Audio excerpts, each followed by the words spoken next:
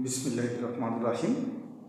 আমরা দেখছি অব্যয় পদ সম্পর্কে একটি আমরা লিখেছি। এখানে অব্যয় পদ কোনগুলি?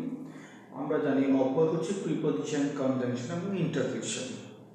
বাংলা ব্যাকরণে অনেক সময় এই পদান্বয়ী অব্যয়, সমুচ্চয় অব্যয় এবং অনুন্বয়ী অব্যয় আমরা শুনে থাকি, কিন্তু এখানে বিষয়টা হচ্ছে যে প্রিপজিশন এদের শব্দ, বাংলা শব্দের অর্থ হচ্ছে পদান্বয়ী অব্যয়, কনজাংশন হচ্ছে সমুচ্চয়ী অব্যয় এবং ইন্টারজেকশন যেটা সেটা হচ্ছে অনুন্বয়ী অব্যয়।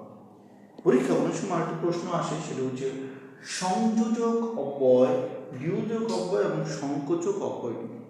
তবে সংযোজক অব্যয় আমরা নাম শুনে কিন্তু ভয় পেয়ে যাই যে সংযোজক অব্যয় কঠিন নয়। আমরা যখন দেখবো অ্যান্ড এবং অ্যাজ ওয়েল এস, মানে কি এবং দুইটা বাক্যকে সংযুক্ত করেছে, কোনো শব্দকে সংযুক্ত করে দেয়, তাহলে অ্যান্ড এবং অ্যাজ ওয়েল এস এটা হচ্ছে সংযোজক অব্যয়।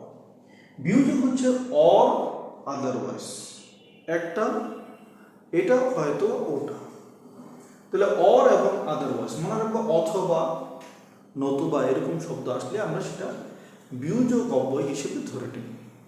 এবার আসে সংকোচক, বাট ইয়েট, এই দুটি শব্দ কিন্তু বা তথাপি এরকম টাইপের যদি শব্দ আসে সেক্ষেত্রে আমরা এই সংকোচক অব্যয় হিসেবে আশা করি বিষয়টা কাজে লাগবে। সবাইকে ধন্যবাদ। আসসালামু আলাইকুম।